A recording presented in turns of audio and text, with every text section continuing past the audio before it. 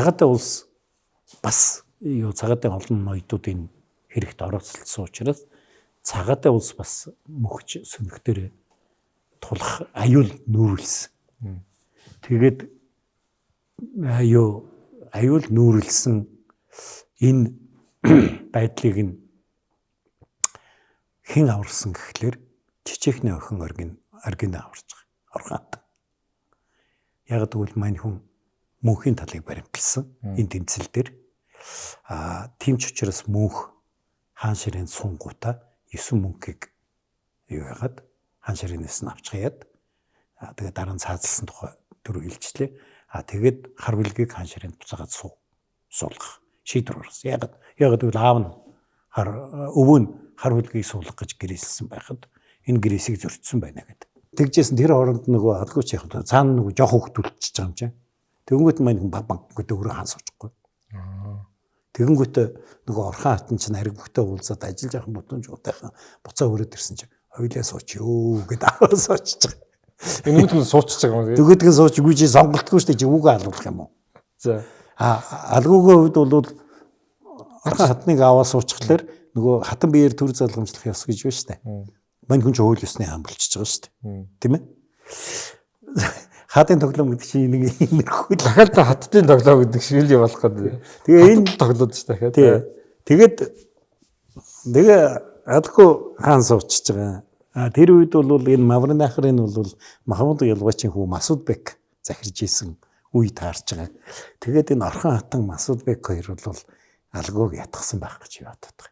Энэ нэг суурин иргэжлийн төв энэ улсын мэдлэлд байсан учраас цагаатай улсаас бол бас энэ цагаатай хил, цагаатай соёл гэдэг зүйл бас уламжлагдаж бас нэлээд явсан. Одоогийн энэ улсын нутаг дээр байгаа улсууд бол тэрэнд бас нэг тийм таатай биш. Тэгээд цагаатай хэлээр бичсэн юм бол Узбекистанд бол энэ узбек хэлээр бичсэн. Эсвэл Казахстанд бол энэ казах хэлээр бичсэн гэдэг явцдаг. Яг хоёул бүгдээрээ л адилхан түрк хэлний суурьтай хэлүүд л дээ. Гэхдээ цагаатай хэл гэж байсан юм а гэдгийг энэ бол одоо олон улсын эрдэмтдийн хүлээн зөвшөөрсөн одоо ойлголт шүү дээ. Их олон монгол үгтэй ялангуяа төр улс мулстай холбоотой, цэрэгтэй холбоотой юмнууд их монгол үгтэй яг суурин төр гэж гисэн.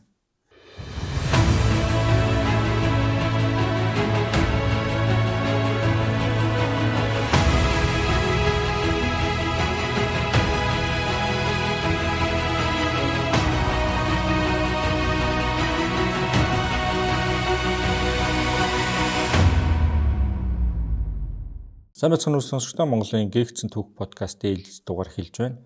За сар болгон Монгол хаадын тоглоом гэж цуврал явж байгаа. Энэ удаад цагаатай хаант улсаар явах юм. Зүгээр өмнө нь подкаст дээр цагаатай намтар явцсан учраас шууд байгуулсан улс орныхон дотоод улс төр гадаад улс төрийн тэмцлийн асуудлыг ярьж таарах нь 1242 онд цагаатай хаан тэнгэрт дотсон.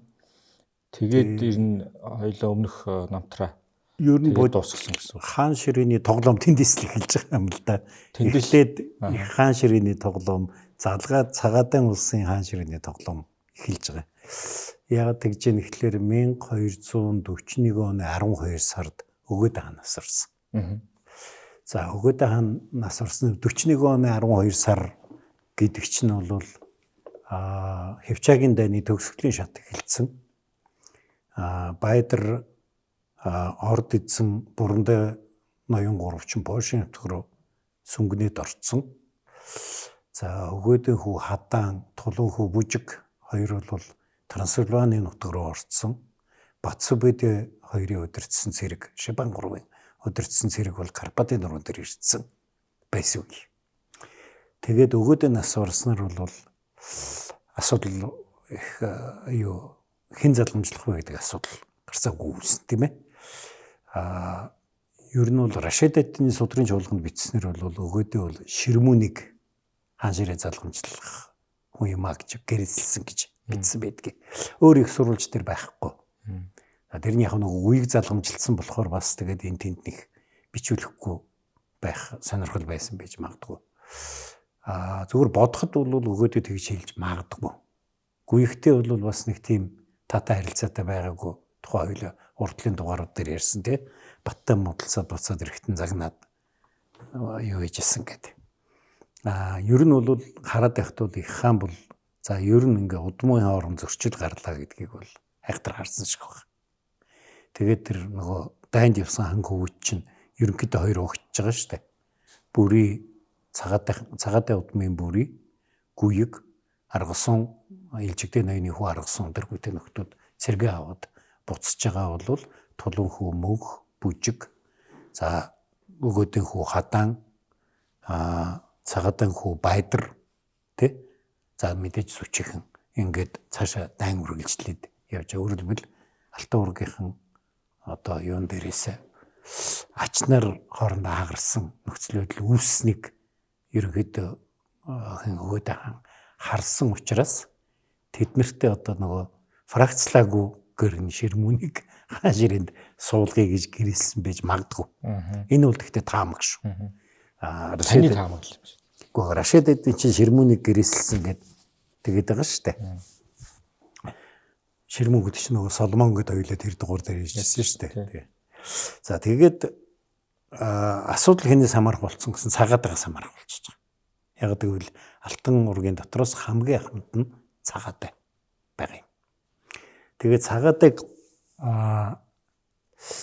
тэгээд нэг тэр чин 12 сард нас бараад за тэгээд нас барсан тухай мэдээ байлдж байгаа харимд очино. Энэ хоёрын хооронд чинь одоо онгоц нисэхгүй шүү дээ. Тэгээд ирэхээр нөгөө байлж байгаа харимд мэдээ за зарим эрдэмтдийн таамаглаж байгаагаар 42 оны 3-4 сарын үед яг Мохи голын тулдаан лигницийн тулдаан эхлэх гэж явах үед очисон байх гэж одоо тэгээд таамагласан байдаг. Тэгээд ирэхээр гэтэл 5 сард нь цагаатай нас урчиж байгаа. 42 оны 5 сард. Өөрөөр хэлбэл их хуралдаж дараагийн хаан ширээнд хэн суух вэ гэдэг асуудал шийдэгдэхээс өмнө цагаатай нас урчиж байгаа байхгүй. Тэгээд алтан ургийн хамгийн хамт нь бат болчихж байгаа. Энэ нөгөө дээдлийн их хааны ширээг тойрсон тоглоом жоохон өөрчлөлттэй явчихж байгаа. Хоёрдугаарт цагаатай чинь нас барахтаа Ахмад хүү Мүтгэний хүү хар хүлгийг хаан ширээн суулгана гэж. Өөрийнхөө улсын хаанаар. Тий цагаатай улсын хаанаар. Тэгж гэрээсэлсэн байдгийг. Мүтгэн бол нөгөө цагаатай амьд байхад Афганистаны Бамян цайзыг довтолж явж байгаад алгачдаг хүү штэ. Тэгээ тэр тухай хоёлаа бас цагаатай тухай дугаар дээр ярьсан. Тэгээд яг өөрийнх нь хайртай хүү байсан гэж бичигдсэн байна лээ. Тийм учраас тэр хар үлгийг нь хаан ширээн суулгая гэж. Ингээд за яг тэгээд их хааны ширээний тухай хоёлаа тэр дүүхийг ярьсан учраас давтаж яриад яг. Тэгээд бат гүйг хоёрын зөрчил чинь дахиад энэ нөгөө их Монгол улсын дотоод том зөрчил болж хуурж байгаа штэ. Тэгээд гүйг хаан ширээнд суунгуудаа гүнчдөө юу хүүд намд байхад ачин ягаад хаан ширээнд суудыг гэд хар хүлгийг суулгахгүй гэд авч хаяад орноос нь 9 мөнгө гэд нэг хүүгийн авчиж тавьсан байна.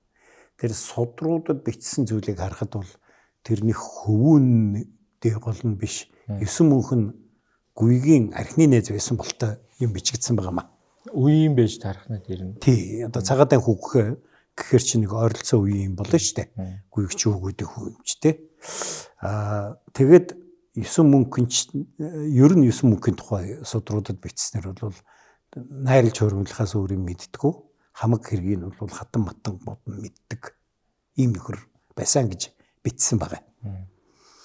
Хар хүлэг хааны хувьд бол эн чин Чингис хааны дунд охин Чичээхний охин Орхон хатантай суусан. За Орхон гэд би бас хэлчихлээр зарим эрдэмтэд маргалдах байх. Түүхэнд бол Оргина гэж бичдэг. Зарим төвчд бол Ургана гэж ярьдаг. Энэ үний яг нэрийн дуудлага нэг өөр. Эн чин Чичээхэн хатан чинь бол ойрдын захирагч Хотуга бэхийн хүү төрөлчийтэй суусан шүү дээ. Тэгээд нэг хүү Буха төмөр нь бол Хүлэг хааныг дагаж юу нэ баруун зүгийн аянданд яваад тэгээд одоо тэнд чинь ойрдын их том ноёдуудын удам судрыг тавьсан. Бухаа төмрийн ойрдууд гэдэг байлаа. Энийг үл тухайн үед бас нэг дугаар дээр ярьсан. Нөгөө охин нь болохоор зэрэг хар хүлгийн цагаатан ач хар хүлгийн хатан болж цагаатан улсад ирж байгаа. Тэгэд энэ гүйгч тэгээд нэг худалгуунаас орсон штэ. 48 онд нас орлоо байлаа 49 онд нас орлоо. Тэгээд нас бараад ирээд тэгээд юу хар хоринд дахиад шилжилт эхэлж байгаа. Шилжилт гэх нь за зарим нь шилжилтэхийн зарим нь төрийн эрхлэлт гэж хэлдэг. Өөрөөр хэлбэл хаан ширээ өгөөдөө удмынхнаас тулуун удамд шилжиж байгаа. Ийм үйл явц болж байгаа. Тэгээ мөнх хаан болж байгаа.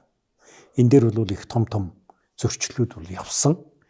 Жишээлбэл одоо Батхан мөнхийг дэмжиж одоо хэлсэн үгийн судруудад бичижүүлдэгтэй өгөөдөө удмынхны тухай хэлэхдээ тэд яаж хаан ширээнд сууж болно? Чичээхэн ихчийг алсан штэ гэж. Тэгэхээр чичээхэн бихий бол бодвол одоо юу өгөөдийн гэрээсийг дагах хэрэгтэй гэсэн байр суурьтай байсан учраас алж устгасан байж магадгүй. Гүйгийн талынхаа хорлогдсон алсан л гэж Батхан бол бүр яг алсан. Тэгээд ийм хүмүүс яаж хаан ширээнд сууж болно гэж хэлсэн байдгийг. Тэгээд мөнх хааны хаан ширээнд суусан найр дуусаагүй байхад юу яасан? Өгөөдөө удмынхан цагаатан удмын зарим ноёдууд нийлж мөнхийг хорлох одоо тийм хувилдаан зохион байгуулж хагаад баригдсан.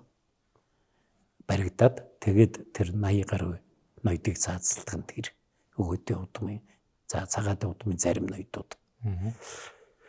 Тэрэн дотор нөгөө 9 мөнх нөхөр цохиж явсан. Тэр чинь харахгүй шүү дээ гүйг мань нэг хаанаар тавьсан болохоор өгөөдөө талаа барьж явахгүй. Тэгээ цэвэрлэгийн дөртчихж байгаа.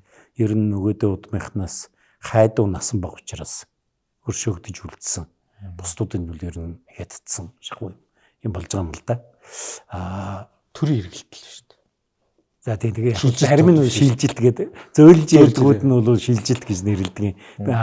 Юу жишээлбэл барууны эрдэмтэд бол бүр Tuluid revolution буюу тулуун хувьсгал гэж нэрлэж байгаа. Энд чинь ингээд нөгөө нэг удмаас нөгөө удам руу хаан ширээ шилжиж штэ тий. Тэгээд чи 70 80 алтан ургийн хүн цаацлахаар тэр чи бас л амар шилжилт болно л доо. Тийм болоод тэр үед өгөөдөө улс ерөөхдөө устж алгуулж байгаа. Сүүлд нь хайдуу сэргээх гэж оролдоно. Тэгвэл өгөөдөө эзэмшил газрыг ерөнхийдөө хуугаад авчиж байгаа байхгүй.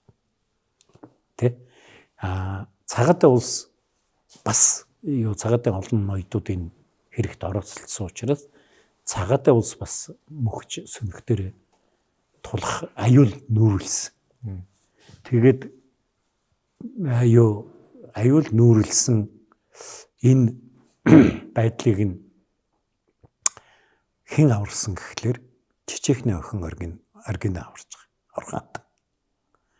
Яг тэгвэл мань хүн мөнхийн талыг баримтлсан энэ тэмцэл дээр тийм ч учраас мөнх хаан ширээнд сунгуудаа 9 мөнхийг юу яагаад хаан ширээнээс нь авч хаяад тэгээд дараа нь цаазлсан тухай төр хэлжлээ.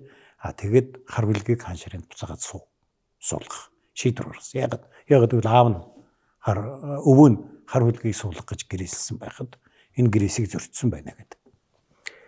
Тэгээд ийм бас цагаатыг тойрсон юм болж байгаа. Гэхдээ энийг тайлбарлахын тулд бас нэг зүйлийг ойлгох хэрэгтэй. Цагаатан улс одоо зөчийн улс хөлгүүгийн улс хоёроос нэг том зарчмын ялгаатай байгаа. Хоёулаа цагаатан дугаар дээр яриадсан. Хэдийгээр энэ мань хүн цагаатан улсын хаан гэдэг боловч мань хүн ер нь хар хоринд байгаад байгаа юм шиг байгаа юм аа тэгээд яг нэг өвлөө болгон өгөөд өдр орж иж юу гайрах утсыг гэдэг. Тэр хаавсан цагаатан улсаас ирж байгаа бол өгөөдөө тэгээд архив гудахгүй шүү дээ. Ах ирж байгаа юм чинь бэлдэх хэрэгтэй гэдэг ярьж ирсэн. Тэгэхээр цагаатан улс өөрөө ер нь бол Чингис хаан амьд байхдаа яг хар хитний нутаг харлугийн улс хоёрыг өгсөн гэж судруудад бичсэн бидгийг цагаатан нутаг болгож. Тэгээд цаашаа нөгөө хоризмын аяндаа яваад цагаатан нутаг ерөнхийдөө томроод тэгээд тэр Сэр Дарья мөрөн Амударья мөрний голын хэсэг буюу Бухар, Самарканд гэд их том одоо хотуудтай ийм улс болж хувирсан байгаа юм л да. Энүүгээр харахад арай дээр болох ба. Тэг одоо хэрвээ одоогийн хилүүд нь энэ биш тэг Киргиз, Казахстаны бараг бүтнээрээ шахуу. Тэгээд Узбекистан гэд одоо энэ хоёр мөрөн чи энүүгээр урсж байгаа шүү дээ. Амударья Сырдарья. Тэгэхээр цагаатай улсад бол их баялаг худалдааны хотууд ногдсон юм харагдаж байгаа. Тэгсэн мөртөө цагаатай улс нэг тийм хоёрдмол зохион байгуулалт байна. Тэрийг хоёулаа цагаатын дугаар дээр ярьж байсан. Одоо энэ том хотууд байгаа Мавринахар гэж мужи шүү дээ. Энэ Мавринахарын захирагч нь бол их хаан томилдог. Их хаанд одоо тайлгнадаг. Их Монгол улс Махмуд Ялваач гэдэг нөгөө алдартай хүн чинь байсан. Тэр үед цагаатаатай заргалдаа заргаа авсан гэдэг хоёул ярьж ирсэн шүү дээ. Тэ? Нөгөө хэсэг нь бол Монголистан гэдэг нүүдэлч толцоо амьдардаг нутаг. Ер нь бол цагаатай улсад одоо энэ судрууд дээр бичиж байгаагаар бол Барлас, Дуглад, Жалайр, Хуучид, Аруулад, Хонгирад, Мангууд гэж аймагуд одоо очиж суурьсан гэж. Тэр нь бол одоо энэ одоогийн Шинжааны нутаг руу Манлай сүвэ гэж газарт Дугладууд байдаг гэдэг ч юм уу ингээд Монгол аймагуд ясан. Гэтэл Мавринахар буюу одоо энэ баруун тал руугаа бол байсан аймагуд дотор Барлас, Дөгрөвөд, Нухус, Найман, Дуглад, Хияад, Жалайр, Сүлдэсүн, Мэргэд, Ясуур, Хуучид, Тулгач, Аруулад татарууд байсан гэж бичсэн байна.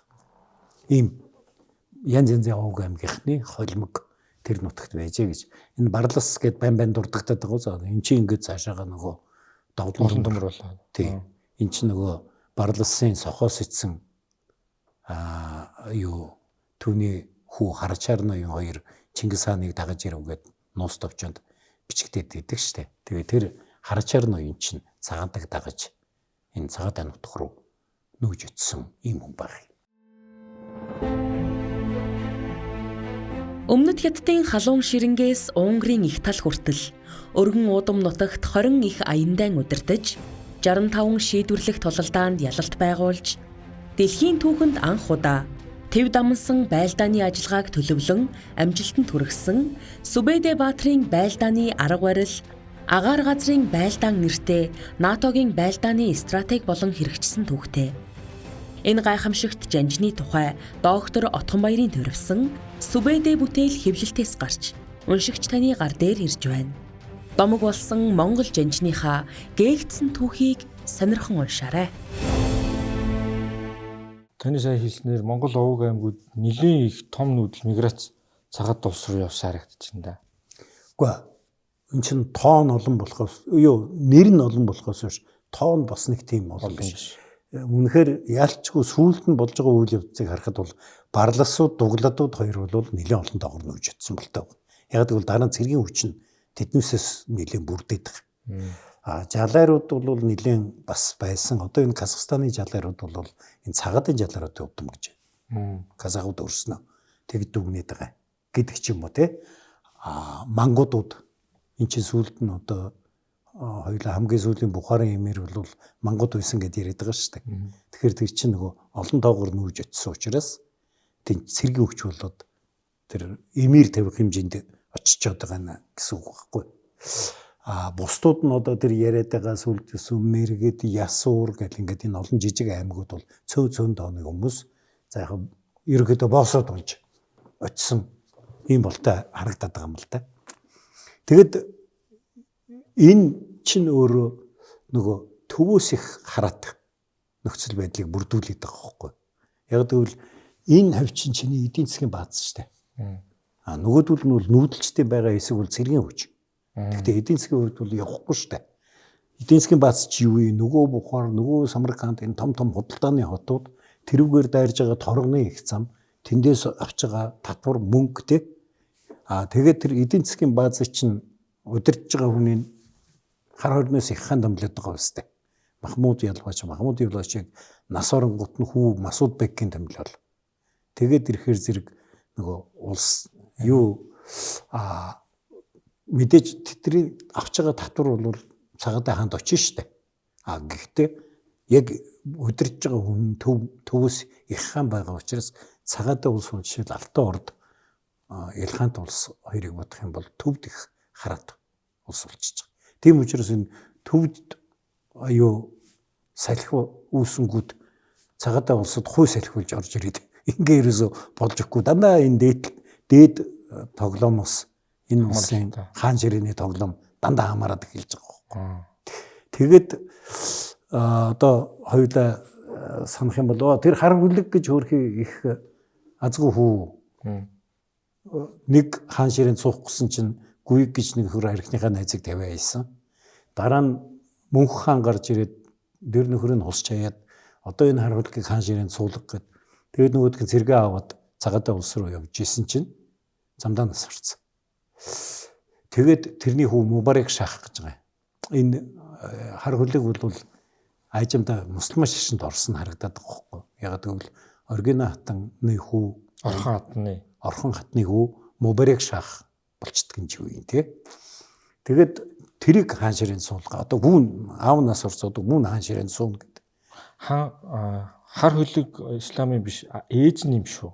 Исламын шин тийм шүү. Нэрийг харахад Оргино нэр би нэг сударт бичигдснээр нь оригинал гэдэг юм л да. Энэ дуудлагын энэ их зовлонтой хүн. Жишээл хүлгүү хааныг бол хүлгүү гэж ярихаар хүлэг гэж ярихаар хүмүүс айгүй л энэ өөр хүн яриад байна гэж бодчихгүй гэж бодоод хүлгүү гэж ярих юм. Тэгсэн чинь эртний дугаар дээр Илхаатын дугаар дээр хүмүүс шүүмжлэлээ энэ ямар хүлгүү юм уу чи яга хүлгүү гэдэг байгаа ингээд. Гэхдээ нөгөө судар дээр бичсэн хүлгүү гэдэг нэрээр нь хэлэх гээд тэрнтэй адилхан оригинал дээр надад нэг тийм зовлон байгаа. Би бол энэ Орхон гэдэг нэр болов гэж бодоод гэтэл зарим нь Ургаана гэж хэлэх юм одоо түүхчдээс анх хоёр байна.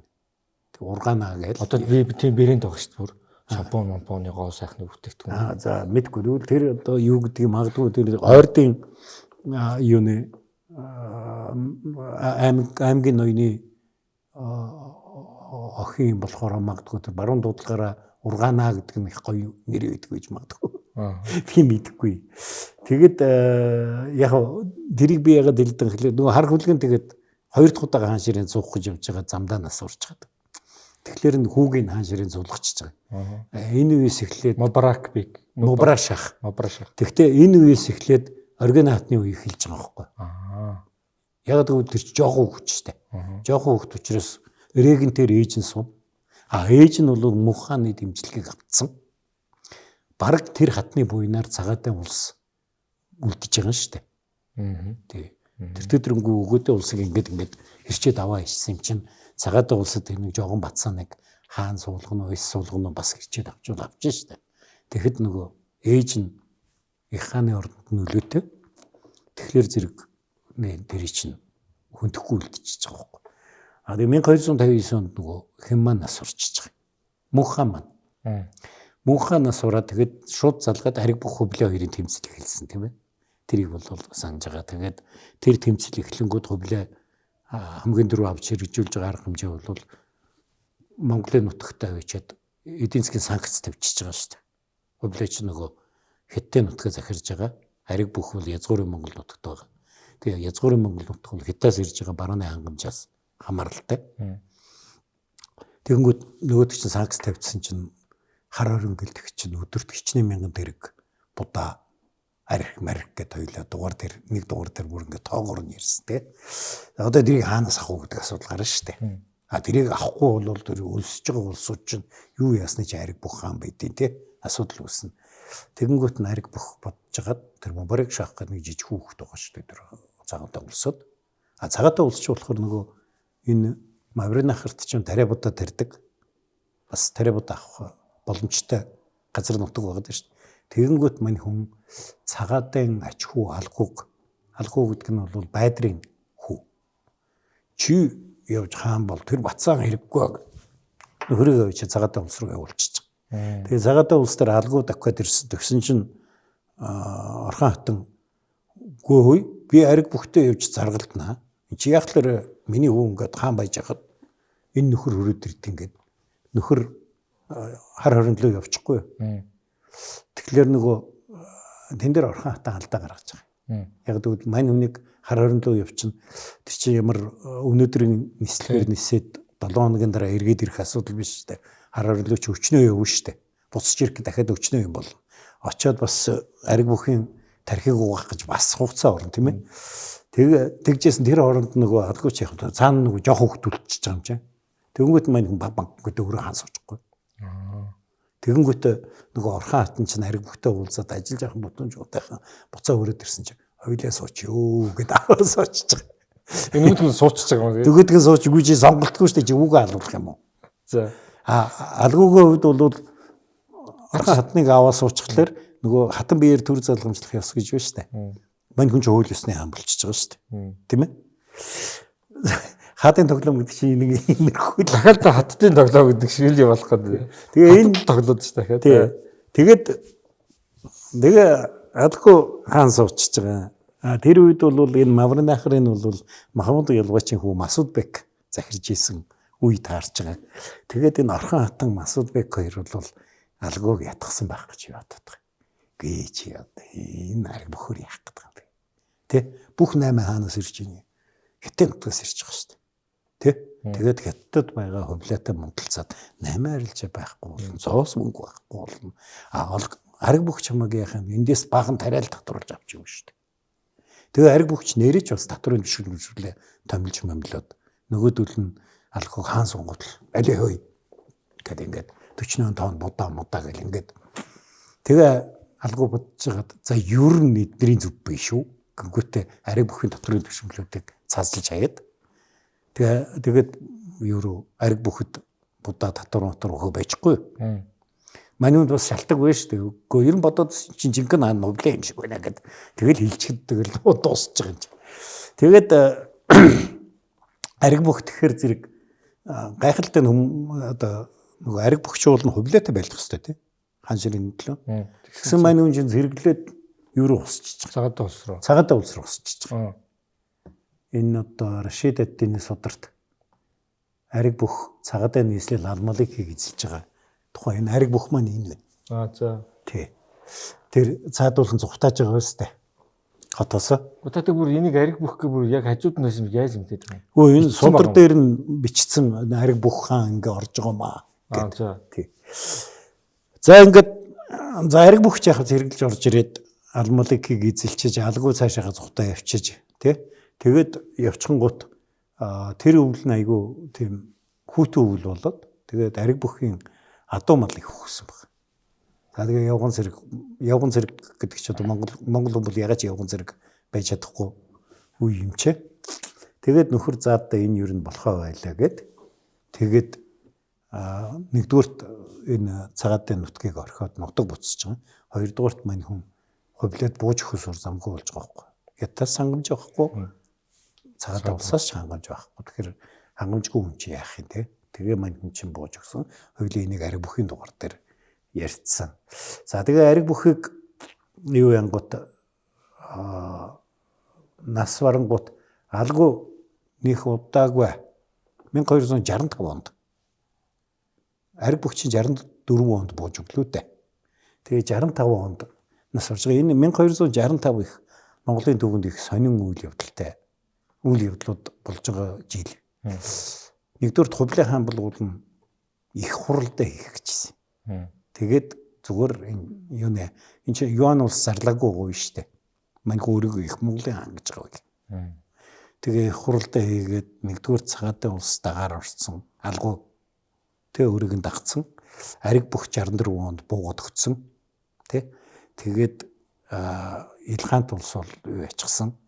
Мэдээж энэ жаах дүүн үйж байгаа юм чи хөлгөө хаан. За ингээд алтан ордоос бол Бэрх хаан бол заадаа ер нь хоёлаа найртай эвтэй юм болоод ингээд байж исэн чинь 65 онд цагаан сараас эхлээл бүх хэрэг буруугаар эргэж байгаа юм да. Эхлээд хөлгөө нас урчиж байгаа. Тэгээд тун хөдөлгөө алгуу нас урчиж байгаа. 65 онд шүү дээ. Тэгсэн тэнд хэн гэж хайдуу гэж нэг нөхөр гарч ирээд эсрэг байлтаад унж байгаа. За энийг хоёлаа хайдуу хааны дугаар дээр ярьсан. Ягаад ийм болсон ингээд энэ алгууч бас хайдууг авчиж их хүмүүлжиж эсрэг болгоцсон шүү дээ. Ингээд нөгөө хувлаа хааны хаан ширээн суух төлөвлөгөө одоо их Монголын хаан ширээн суух төлөвлөгөө нурж эхэлж байгаа байхгүй. Одоо ингээ хоорондоо хөвөлцөд байгаа нөхдүүд чи яаж тэг их хуралдаа муралдаа тэр ирэх үү те. Тэгээд хоёрдугаарт алгуунаас сурчхаар алгуу хэн залгамжлах вэ гэдэг асуудал гарч эхэлж байгаа. Тэгэхэд дахиад нөгөө Орхон хатан маань гараад ирнэ шүү дээ. Тий. Тэр чи бас юутай. Тэгэнгөт Орхон хатан чи гүг энэ чи өмнө Мубарак шах гэхэд миний хүү байсан. За яг тэгэхэд нялх байсан. Одоо сайхан насанд хүрсэн байна. Одоо энэ хүнийг томилно гэд. Тэгээд Мубарак шахыг хаан болгоо, цагаат хаан болгоод томилчих байгаа юм л да. Тэгээд ирсэн чинь Хувлаа болохоор бас Мубарак шахад нэг итгэхгүй. Ер нь ойлгомжгүй нөхөрлөл тэргээр нэг хаан болол нэг болол нэг хаан болол энэ яах гээд байгаа нөхөр ингээд. Тэгээд энэ Барак гэж энэ бол Монголын нутагт өссөн цагаатын удмын хэнийх нь хөвгтөлээ 9 даваагийн хөвгт. 9 даваа чинь нөгөө Мөнх хааны үед юунд төрийн эсрэг бослог гаргах гэж яваа сааслагдсан 80 алтан ургийн ноёнуудын нэг. Тэгээ Барак нь бол тэрний хүүхэд байж хагаад Монгол нутагт өссөө. Тэгээд Хувлаа мөнгөлээд нэлээд одоо ойрхон болоод тэгээд янгалаар нь Хувлаа Баракыг явуулчих. Ачи очиод хамгаалчих гэдэг. Энэ Мубарак шахын бас их гацгүй. Тэгээ Баракын нэрэнгүүтээ бас тун хөдөлгөө. Гүй одоо Мубарак шах биш би Хувлаагаас юутай ирсэн. Дэмжлэгтэй ирсэн. Нэтрэг гэсэр бод Барак цагаат хаан болчихж байгаа. За энэ дээрээс эхлээд хоёулаа дахиад нөгөө геополитик руу орно. Барак ч нөгөө юуны дэмжлэгээр хаан болчихж байгаа юм шүү дээ. Хувлааны дэмжлэгээр хаан болчихж байгаа. Тэгэнгүүтээ мань хүн чинь за би одоо ингээд Хувлаа хаан намайг бол энэ хайдуутай байлдгсан тий нэтрэгээд хайдуутай байлдаад тийшээ Алтан ордын нутаг цөмөрж ороод эхэлж байгаа байхгүй.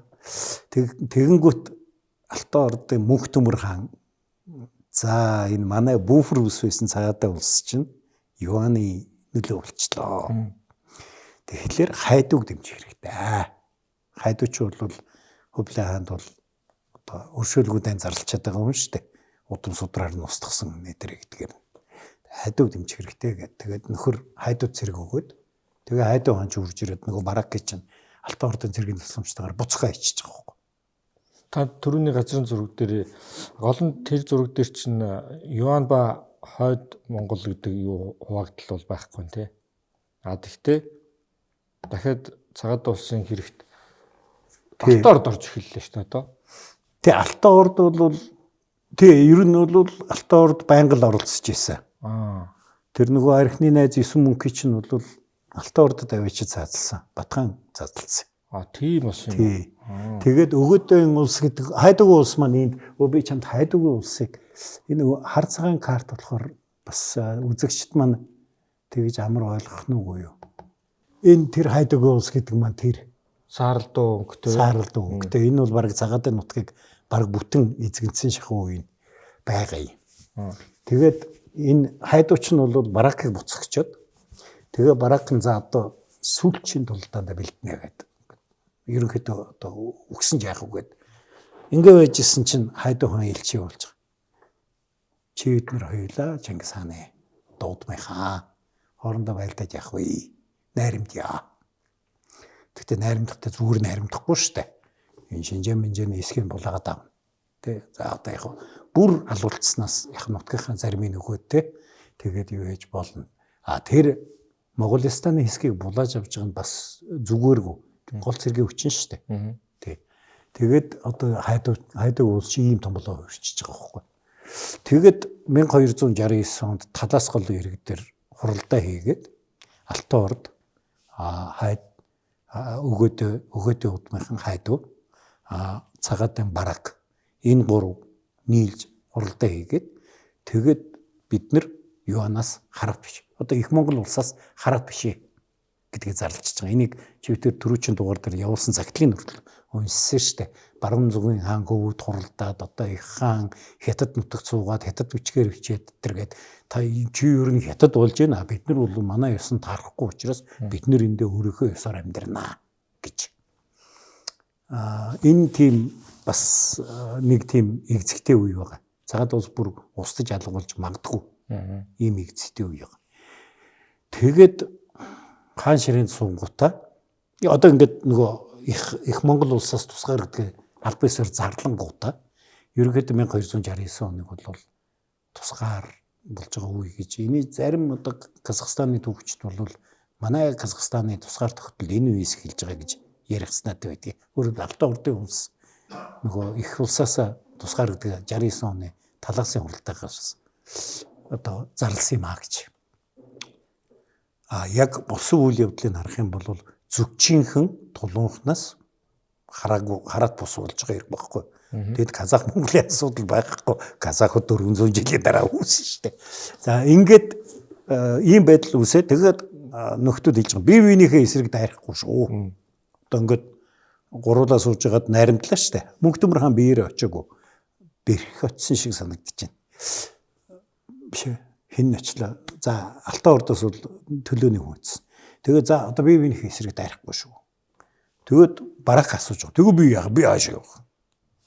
Илхааны нутаг руу дайрахгүй. Юан руу дайрж болохгүй. Нөгөө юантай хил залгасан хэсгийг хайдуу болгоод авцсан шүү дээ. Тэгээ хил залгаж байгаа нь ганцхан Илхан байгаа шүү дээ. Тэгээд тэгж байгаа миний өгш Харсаныг болгоод авчих. Харсан гэдэг Илхаадын бас тийм том бэлчээр нутагт нүүдэлч Авг аймагуд амьдарч болох. Би ч юм зэрэгээр туслана. Тэр гэхдээ их зөвүүн тусалж байгаа маань. Нөгөө цэргийн хоёр жанжин юу барактай цуг явж байгаа хоёр жанжин чинь яг толдооны өмнө нөгөө баракийнхантай хэрэлдээд хайчаа үргэлжлэж байгаа. Тэр бараг таалгууртай юм шиг юм хийж байгаа. Бараг. Тэгээ эрэхт нь хайдуу шийтгэхгүй байгаа шүү дээ. Ер нь Монгол ёсоор бол чи байлдааны журман дотор байжгаад хайж ирэх юм бол чи цаазлуулна шүү дээ. Тэгэхээр хайдуу цаазлахгүй. Тэгэхээр тэр нэг ерөнхийдөө баракыг явж занганд хийж байгаа л хэрэг болж явах шиг байна. Тэгээ явах тэр чинь цэргийнхэн тал нь хаяа явцсан юм чинь барак яах юм? Буцхогдоод. Тэгээ буцхогдоод мань хүнч бас тэр тулд шарх аваад тэгээд буцаж ирж явахт нь хайдуу манай холбоот нь дарагчжээ би очиж туслана гэд хоёр түмэн зэрэг явуулаад тэр хоёр түмэн зэргийн туслахын оронд холбоот нь бүслээд тавчих. Нөгөө барак гэж. Тэгээ яг дайн дайжин болоогүй ягаад гэвэл тэр шин барак нь шархаад алгуу нас орцол та. Ингээд юуны улс чинь цагаатай улс чинь хайдаг улс бүрэн хамааралтай. Өгөөдөө улсаас. Тэгээ өгөөдөө улсаас бүрэн хамааралтай болж ирж байгаа байхгүй. Тэгээ яг ер нь барак гихч тэгээд нөгөө нүүдэлчин улсуудын нэг онцлог байна л да. Хаан их мундаг одоо цог залтай цэргийн авьяастай амжилттай байж цэрэг дагаж явна. Яг гэвэл тэр дайнд чинь ирж байгаа цэрэгт чи нормын хувцс мовц өгөхгүй шүү дээ. Одоо энэ хятад кинондор гараад байгаа шиг энэ жиг биг хувцстай хүү тэргээд байгаа тэр чи одоогийн хятадуудын л төсөөлж байгаа нь тэр байхгүй. Тэр үеийн дайнд чинь чи өөрөө хувцс нураа гаргана, өөрөө морь малаа гаргана шүү дээ. Өөрөөр хэлбэл дайн гэдэг хувьцаат компанид чи өөрийнхөө хөрөнгийг оруулж байгаа байхгүй. Тэгээ ногдол ашиг авах хэрэгтэй үстэй. Хөрөнгө оруулсан юм чи. Тэгсэн манай жанжин гэж нэг заяа найс итгээд бүх газар ялагдаад яваад байхаар дээрэм хийч олзолдсон юм байдгүй. Хаан олцноос хуваа гэсэн чи олз байхгүй. Тэгэхээр чи хөрөнгөө оруулчаад тэгээд эндээс ямар ч ногдол ашиг байхгүй хаяал алгуулна шүү дээ. Сайн гүйцэх сахиралтай байхгүй. Сайн гүйцэх сахирал хайгаад явна үстэй. Ер нь бол яг тэр л юм болж байгаа юм л та. Тэгээд хин чин хайдуу ноён чин ерөнхийдөө цагаатай улсын захирагчаар Нэхүү Бэх гэж ноён юм билсэн. Тэгсэн Нэхүү Бэх нь тун удалгүй хайдуутайгаа тэмцэлдээд эхэлж байгаа байхгүй. Тэр бас аргагүй шүү дээ. Цагаатай ноёдууд гэж бас тусдаа байгаа шүү дээ. Тэгээд тэд нар чинь бас тэгээд дээрэлхүүлээд байх жаахан сонирхолгүй. Хоёрдугаар тэд нар чинь ийш тийш явах боломжгүй болгоо ажиллаа шүү дээ. Хайдуутай байлдаж болохгүй, Алтан ордтой байлдаж болохгүй. Юан руу хүрэх ихлээр хайдуугийн нутгаар явна. Илхад руу явъя гэхлээр нэг яваад гүйлцэн. Ингээд эхлээд гүт нь хайдуу тэр нэхүү бүхээ барьж аваад цаазалчихж байгаа. Тэгээ бүх төмөр гэж энэ дандаа цагаатай удмын ноёдудаас л сонгол тавьдаг аахгүй өөрийнхөө одоо юу гэх юм тоглоомын хатыг. Тийм байна. Тэгээ бүх төмөр бараг хаан ширийн цугад удаагүй хийж байгаа хүнд өвдөө төвтөрд ороод тэгээ дуу модлого нас орцсон. Тэгээд ирэхээр нь хайдууч нь бараг хааны хүү даваа гэдэг. Дуваа. За дуваа даваа. Би бол даваа гэж бичээд идэх юм. Ихэнх одоо эрдэмтэд бол дуваа гэж нөгөө сударт бичсэн дуудлагаар нь бичдэг юм л да. Тэгээд дуваа хайдуу хоёр нийлж аваад дуваа нь бол одоо баг түншин, хайдуу бол их түншин. Ер нь бол хайдуу бол ер нь бүх юмаа мэддэг. Энэ хаан домилж шүү дээ. Дувааг ханаар тавьчих шүү дээ. Ийм байж байгаа. Тэгээд энэ хоёр чинь бол нөгөө хублаатай байлдах ажлыг одоо их ихтхийлэн хийж эхэлсэн. Ийм юутай байгаа юм да. Тэгээд бас ч гэж нэг амжилт олоод эн чинь бас нэг уйгурын нутаг мутгийг эзлээд эн чинь Сүбэдэ Баатрийн ажуу ноёнд цогдож нэг ухарсан байх. Тэгээд дараа нь энэний чинь яг номлон гэд хубланыг ханхуу яваад нэг жоохон бүтлгүй юм болоод нөгөө өдөртөлтөнд байсан ноёдууд нь урууж хайдуу руу очиод тэгээд хайдуугийн дугаар дээр нэг ярьсан иймэрхүү юм болж байгаад тэгээд 1301 онд хайдуу ноён ерөөдөө нэг тулдаанд шархаваад нас орчиж байгаа. За хублаа нас орсон бас тий 94 онд нас орсон баг. За тэгээд 1301 онд хайдуу ноён нас орчиж байгаа. Хайдуу ноён нас орсон чинь ширээ эргээд нөгөө дуваа чинь хэрэг мэдэх болчихгүй. Тэгээ уул нь одоо энэ хайдуу ноёны охин хотолцоогийн гүнжгээд одоо манайхан хотолцоогийн гүнжгээд байхаа зарим эрдэмтэд бол бишээ наадах чинь худууга чагаан гэж бичсэн байна. Тэгэхээр монгол хэлний худагт өөрөөр хутагтай цагаан гатан гэсэн үг ээ гэж тайлбарласан юм байна лээ. Тэгээ тэр охин нь бол одоо үгүй юу хайдууч хүүхдээ хүү уруусыга хаан ширээ залгамжлуулаарэ гэж гэрэлсэн байдаг. Тэгээ уруус хаан ширээнд суух хэвээр тий эцгийн гэрээс энэ байна гэд. Тэгсэн чинь тэгээд нөгөө хуралдай болоод өгөөдөө үлсэн. Хуралдай болоод ноёдууд нь сугалцсан. Тэгээд тэнд ч одоо мэдээж утга цагаан гүнж бол одоо хамгийн нөлөө бүхий итгээд болж хувирна шүү дээ тий. Тэгээ ингээд эд том хурал болж исэн чинь гинтхэн дуу осч ирээд тэр чинь нөгөө цагаадан хаан шүү дээ.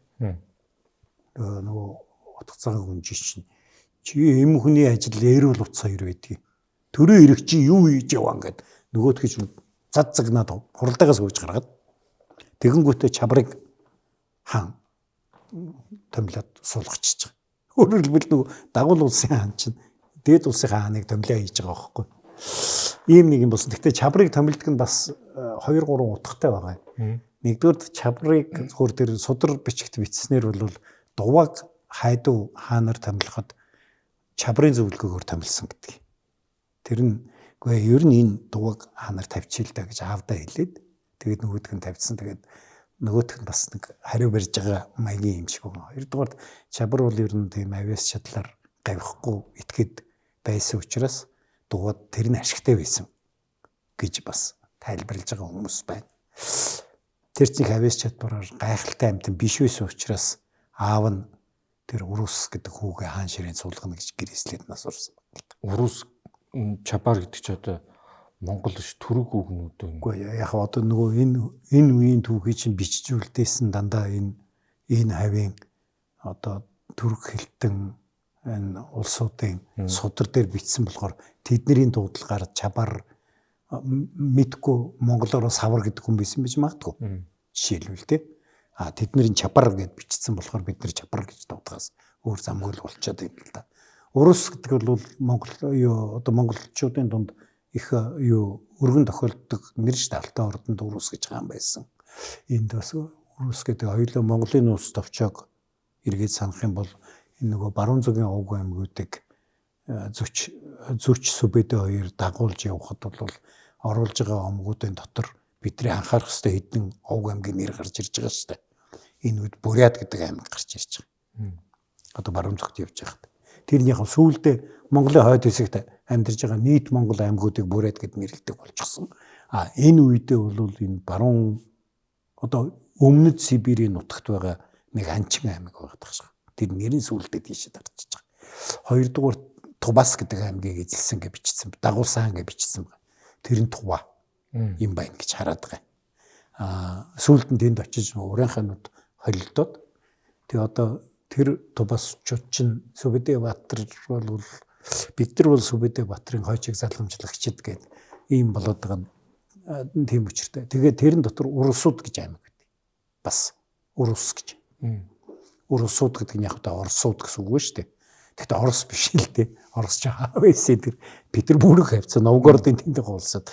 Эдгээр нь Урусууд гэдэг аймаг байсан. Тэгээд Рашидын судрын чуулган дээр бол эдгээр Монгол аймаг гэж бичсэн байдаг. Тэгэхээр зэрэг тийм нэртэй Монгол аймаг байсан.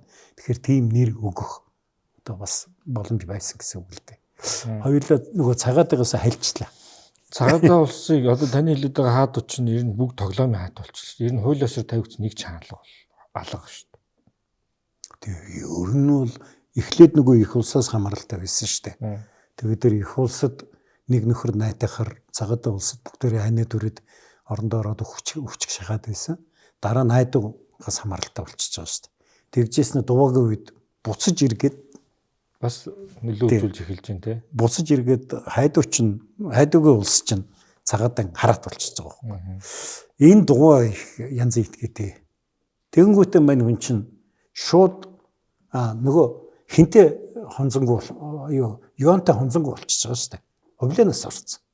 Тэ? Одоо хинтээ хонзонгох. Хоёрдугаар хайдуу бас нас орсон. Тэ? Хонзоо яриад идэх хүнээс орсон. Чабар нь яг мань хүний гарын дор нэг согтоо толгол яваад байгаа байхгүй. Тэгээд мань хүн чинь тэгэнгүүт гинт мань хүн чинь ойлгож байгаа байхгүй. Би өстө маш эвгүй байдалд орчиж байгаа юм байна гэдгийг. Энэ талд юан улс ер нь бол одоо мань хүн чинь хайдуудад нийлээ бах байлдчихсан шүү дээ. Дайсгээс улс. Нөгөө талд алтан урд чинь мань хүн ерөөсөө сайн биш болчихж байгаа байхгүй. Мань хүн хайдуугийнх нь ширэг ирмэлээ хийцэн. Тэгээ мань хүн хоёр талдаа гавчигдах гэж штэ. Илгаан тулс бол угаасаа нөгөө цагаатайнууд байлцсаар угаад бас дайсан. Тэгээ нэг мэдсэн чи мань хөнгөө харсан чи бөө дайснуудын бүрэлд орсон. Тэгэнгүүт мань хүн чинь шатрын нүүдэл хийж байгаа юм да.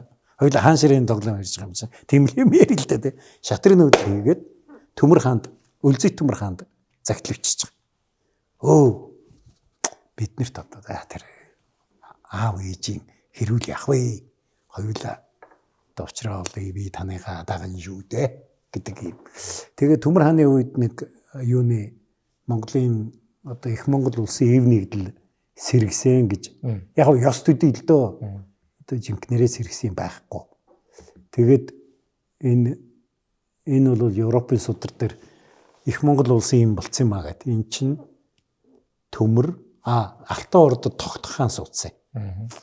За ингээд Төмөр, Дува, Үлзий Төмөр, Дува, тогтох, Чабар энэ дөрвөн хааныг Европын судар дээр одоо ингээд их Монгол бол ийм амир дөрвөн хаантай боллоо гэж.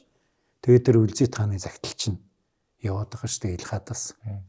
Нөгөө тэр тухай хоёлаа тусгай дугаар хийсэн тэгээд ингээ бүгдээрээ сайхан болсон. Одоо зам арга аятайхан болсон шүү. Худалдаа 8 жилүүтэй болсон шүү гэд Францын Гуа Филипп бичээд бизнесээ хийе гэд бичээд байгаа нь тийм учиртай. Ийм одоо бас хаадын тоглоом юм да тий. Тэгээд Илхан Үлзийт за тэгээ энэ бол нэг тийм формал эв нэгдлийнх удаагүй. Тэгээд тун удалгүй хоорондоо гөвшилцэл унсан л да. Тэгтээ яг нэг тийм ёс төдий бие одоо их хаанаас хараат гэдгээ хүлээн зөвшөөрөөд Илхад бол угаасаа тэгдэг байсан тухай хүлээн ирсэн шүү дээ. Бүр тэр байтугай хаан Юанаас юга авдаг, батламжлаа авдаг. Тэр үед 30 сангийн хүртэл томлоо ичдэг тийм байсан бол цагаатай бас хараат болж эхэлж байгаа. За Алтан орд бол хараат гэдгээ хүлээн зөвшөөрж байгаа, ёс төдий хүлээн зөвшөөрж байгаа. Өөрөөр бид тэр нь одоо хэдүүлээ байлдахгүй. Тийм ээ, тийм чи манай хамгийн томх мөн гэдэг ингээд иймэрхүү юм болж байгаа юм л да. Тэгэд энэ чинь хоёлаа 1302-3 оны үе ярьж байна. Тэгэд энэс нэг удалгууд аваач нь дууч нь 1307 оноос орчдөг билүү дээ. Содрын жуулган дээр бичснээр бол нөхөр тархины авдралнаас орсон гэж бичигдээд байгаа юм. За тэгээд тэрийг нэг гүнчиг одоо содруудад бичснээр гүнчиг гэж хүүн залгамжилсан. Кончиг юм уу, гүнчиг юм уу, гончиг ч юм уу. Тэр нэрүүд бас уншихад айгүй хэцүү. Тэгээд гэхдээ тэр нь их удаагүй. Тун удалгуунаас ороод Кебек биш юм уу? Биш ээ. Тэр чинь Кебек чинь тэр гончгийн хүү. За. Тий. Тэгээд тун удалгуунаас ороод тэгээд энэ үед чи хайдуугийн ноёны хөвүүд энэ нэг бас цагаатад нэг юм хан ширээ залгамжлахаар нэг докторгүй байдал үүсэж штэ. Энэгээр далимдуулаад нэг давталж орж ирсэн. Ер нь буцаагаадаа болсон хараат болгоод авъя гэд. Тэгэхэд энэ Кебек гэдэг чинь цагаатайн цэргийг толгойлж хайдуугийн хөвүүдийг буцахж одоо тусгаархтал хамгаалсан гэх юм ба. Тэгээд хэн чабарч тэгээ за одоо бүтгэ байлаа гэд тэгээд нөгөө хайсанд бууж өгсөн. Хоёулаа Йоан улсын түүхийг ярьж байхдаа энэ хайсан чинь баруун зүгээс их зэрэг авч ирсэн юм аа. Энд чинь нөгөө Йоан улсын баруун талаа хамгаалж исэн их зэрэгээ захирч исэн. Хайсан үлэг. За тэгээ чабарч бууж өгөө за одоо ингээд тэгээ хайдуугийн улсын түүх бүр ер нь дуусгуур болж байгаа юм. Өгөөдөө ус байхгүй бол. Тэгээ өгөөдөө ус ингээд дуусчихж байгаа. Тэгээд тэгэнгүүт цагаад ноёд хуралдаад улам Кебекийг хан ширийн цуглах байх гэж одоо бүгдээрээ тэгж бодож байгаа шүү дээ. Яг л дайсныг дарсан Баатар Жанжи чинь Кебек байгаа шүү дээ. Тэгсэн чинь ах нь 9 бүхэн гүн чи юу гэсэн үг чи яхлаар дүүс үүд би юу шүү дээ гэдэг болоод тэгээ ягаад чим тэр хуралдаа дээр 9 бүхийг хаанаар сонгоо хийсэн баг. Тэгээ Кебек ч яг хүлээн зөвшөөрсөн баг. Энэ их ховор тохиолдол. Ер нь бол цэргийн хүчээ хатгаж ээж ахтай хан ширээгээ сайн дураараа тавьж өгдөг. За хайсан хүлэг хаан хин хоёрын нөгөө дүүн зэлгөө. Тэр хоёрын хооронд нэг юм үйл явдал болсон. Тэн дээр нөгөө тажи хатан гол үргийг гүйцэтгсэн юм ээж нэгэд яриадсан. Энд одоо ямар нэгэн шалтгаанаар Кебек бол за ахс үгээ гэд. Тэгэхэд мань хүн чинь тэгтээ цэргийг хамаандлаа яваад байгаа мань хүн чинь илгаад мадтай байлдаад яваад байгаа. Тэгэхээр зэрэг бодит ирэх мэдл бол Кебекийн гарт байгаад байгаа нь хэвээр юм шиг байна. Хараад багт. Тэгэд 2 жилийн дараа эн чинь 1314 онд нөгөө Харун насууд гээд нэг өдөр ихэн гээд Афганистанд байсан монголчууд биш үү? Тэдний дэмжлэгийг аваад Ясуур ноён гэж байгаа. Ясавур гэж судар дээр бичиж идэгэн. Монгол хэлний Ясуур гэдэг аймаг юм шиг байгаа. Тэдний дэмжлэгийг аваад энэ Кебек чинь Илхаадын нутг руу дайрж ороод тэгээд бас нэлээд овоо амжилттай явж исэн чи Юан улсын их зэрэг ирж явна гинэ гэдэг мэдээ авангуудаа нөхөр байлдаанаас өсгөөд буцаж байгаа. Тэгэхээр мань цагаатаа энэ үед бас жоохон дайсагнах маягийн болчихж байгаа байхгүй. За тэгээд энэ Кебекийн нэг сони би энэ хүний үед цагаатаа улс бол хизээч өөрийн зоост илдэж байгаагүй. Энд чи юу гэсэн үг гэхээр их улсаас хараад гэдгээ хүлээн зөвшөөрж исэн улс гэсэн үг байхгүй. Ганцхан энэ Кебекийн үед ингэж тусдаа зоост илдэж байсан. Энэ тэгээ Монголд хамгнууд юм уу? Энэ голынх нь ялчгүй тамга уус. Тийм байна тийм. Эргэн тойр нь бол араб бүсгээр бичсэн. Арабаар болчихсон. Тэр нь цагаатаа улс нэг удалгүй төрөгжсөн юм а та. Исламчсан юм а та. Ер нь Ибн Батута энэ үед нөгөө Мароккогийн аялагч Ибн Батута чи энэ үед цагаатаа улсыг дайрч цаашаа аялжсэн. Тэгээд Ибн Батутагийн номонд бичснээр бол ер нь түрк хэлээр ярьдаг болцсон, дөрөгдсөн гэсэн юм бичсэн байдгийг. Цагаатаа хэл гэж бас байсан санаа. Цагаатаа хэл гэдэг нь харин тэн дээр тулгуурлаж үүсэж байгаа хэлийг хэлж байгаа. Цагаатай хэл гэдэг нь. Ер нь бол түрк хэлний суурин дээр үүсэж байгаа хэл багхгүй. Одоо эндээс сонирхолтой нь гэвэл одоо манай монголчуудаас Узбекистан руу аялал карши гэж одоо байгаа. Энэ Кебек хааны үед барьсан харш гэсэн үг. Хааны ордон байсан. Тэгээд тэрийг харш гэд нэрлэлсэн. Тэрний яг тэгээд нутгийн улсуудынхаа аялгаар карши болчихсон. Ийм түүхтэй. Тэгээд 1326 онд Кебек хаан алагдсан. Ордны хувилдаанаар алагдсан. Тэгээд дараа нь Кебекийн дүү энэ чин Дармаширийн Дуваа төмөр Илжигдээ гээд 3 дүү энд дахиад бүжигнаа болцсон. Би суун чи суун гэл тэгэл эндээс арай жоохон удаан суулсан Дармаширийн гэдэг одоо ингээд харахад бол буддист нэр байгаа зү тий.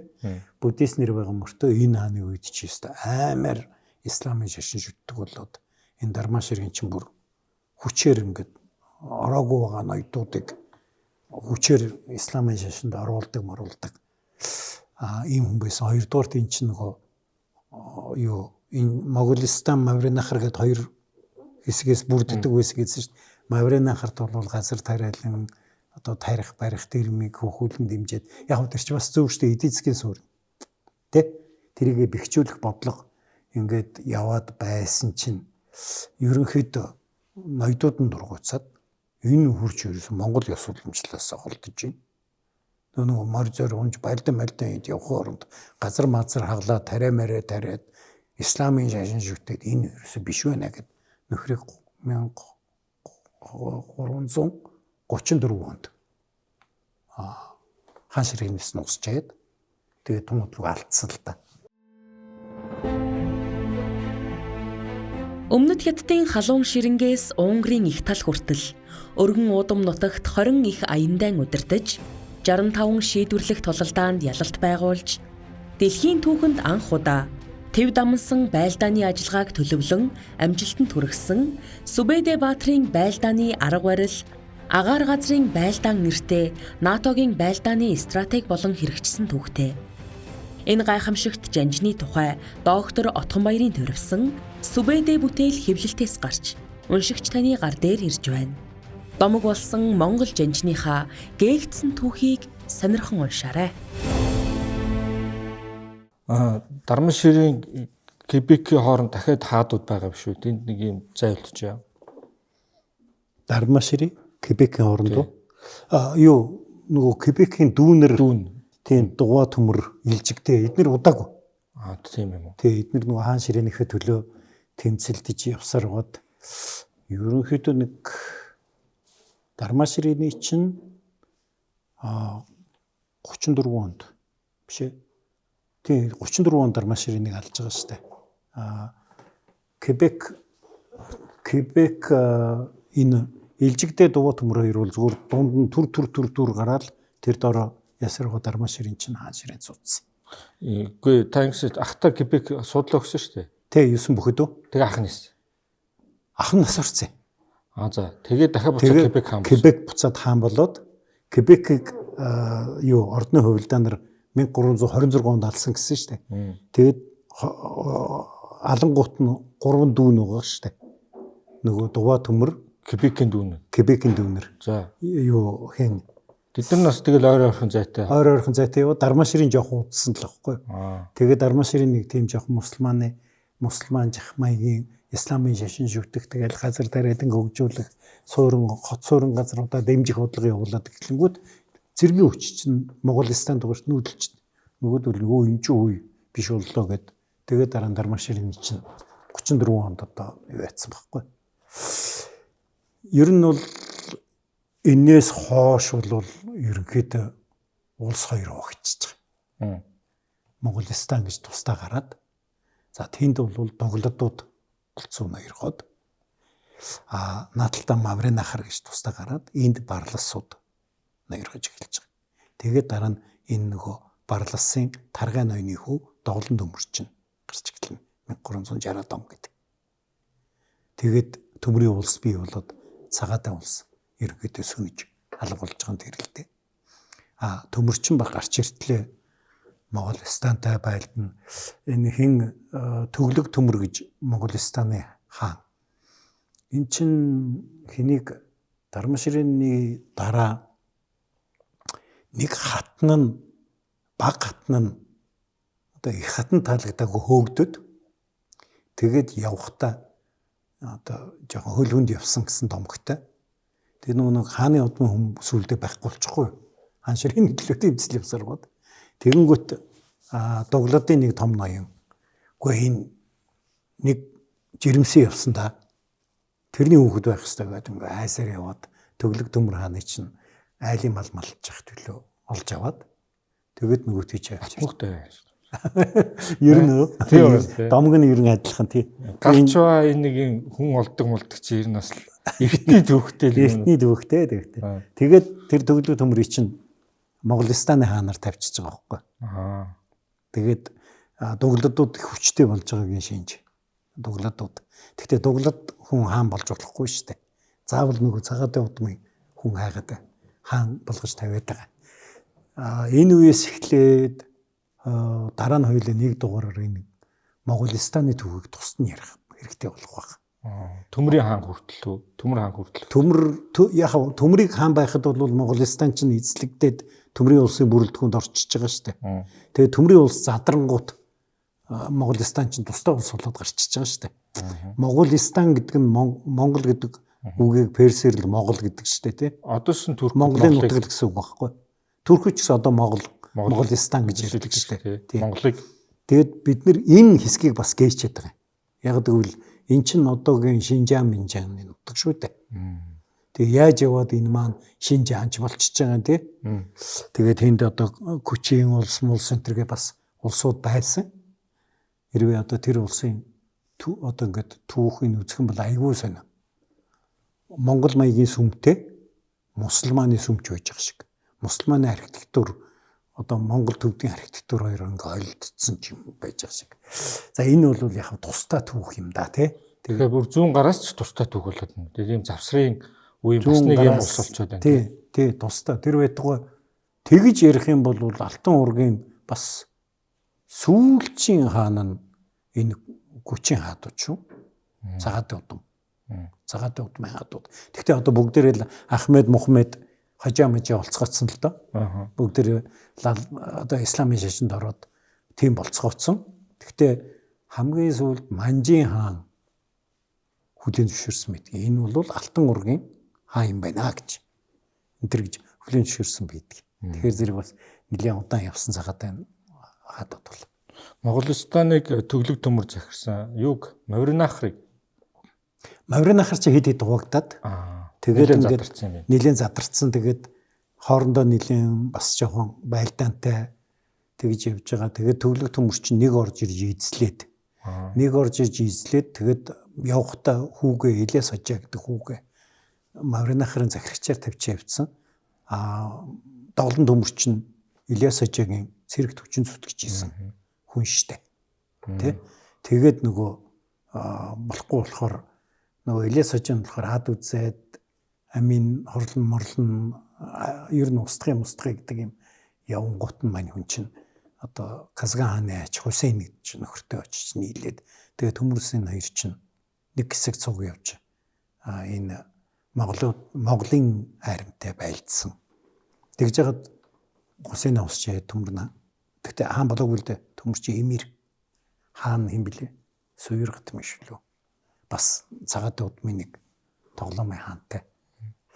Ер нь бол тэгээд ойлгомжтой дөө ер нь тэгэл 3-4 үеэс цаашаа бол аль ч улсын түүхэнд нэг тийм тоглоомын хаад бол дуусч байгаа шүү дээ. Гэхдээ Алтан одоо ургийн хүн заавал хаан байх ёстой гэсэн их засаг хуулийг бол бариад байгаа байхгүй. Төмөр барайл гэн. Их засаг хуулийг барайл. Ямар ч эрх мэдлгүй нэг хаан одоо элчин сайд ирвэл итгэмжч өгчийн л хүлээж авах ажилтай нэг хаан л. Ингээд цагаatan хаант улс мөхч өөрөөр хэлбэл нэг 100 гаруй жил орсон тогтносон улс юм а дандаа тоглоомын хаадтай байгаад. За тий ер нь бол яг төмрийн мандсан үеэр цагаatan улсын одоо хувьсаа дууслаа гэж үздэг л дээ. Нийт эрдэмтдийн жигдхэн хүлээж авсан хугацаанд тэгэхээр 1360-аад он гэсэн үг. Үүсэж байгаа нь бол одоо эзэн Чингис хаан цагаатайд нутаг хуйрлснаас эхлэн штэ. Тэгэхээр 1230-аад оноос 1360-аад он гэдэг чинь 130 жил. Дахиад Ибн Халдуны 120 жилийн цикл санаанд ороод эхэлж байгаа үстэй тий.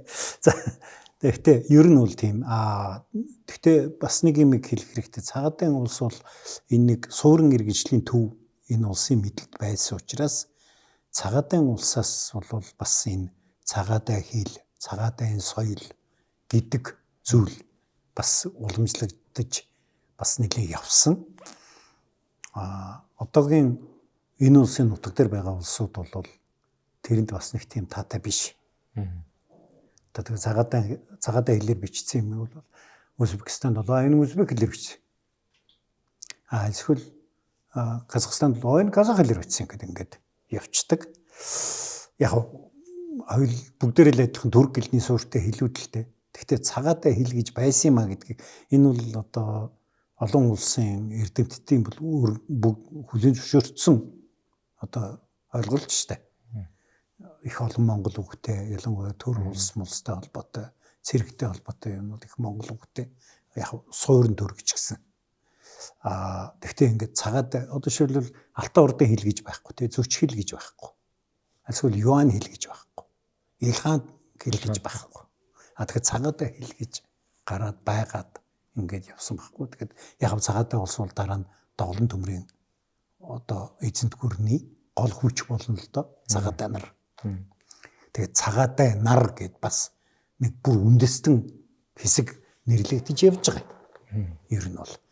Тэгээ энэ түүх бол одоо гэгдэт байгаа эдэлтэй. Тэгээд одоо нэг шинээр байгуулагдсан улс орнууд ч өөрийнхөө түүхийг юу яасны чинь цагаатай бараг Чингис болгоод бүр зарим нь урагшаа хатраад алга болж байгаа шүү дээ тий. Бараг нөгөө Адам Ева хүртэл болгочих гээд үзээд байгаа. Тэгтээ энэ дунд нь эднийг ингээд гээгээд байгаа. Яг эднийг ч одоо ярих хэвээр хүмүүс нь бид нар л байх та. Одоо их хааны одоо хоёр дахь хүү тий. Энэ үний үлдээсэн өв. Тэгээд тэрний үр хүүхдүүдийн үлдээсэн өвийг бид нар л ярих хэвээр байна л та. Тэгвэл эднэр бол энэ бол үгүй энэ узбекууд энэ бол тажикууд энэ бол казахууд гэж явчих штэ. Ийм л одоо түүхтэй юм байна. За бас сонирхолтой түүх байлаа. Тэгээд нэвтрүүлгийн цаг бас өнгөрсөн. Тэгээд дараагийн нэвтрүүлгээр уулзцгаая үзэгчтэй баярлалаа.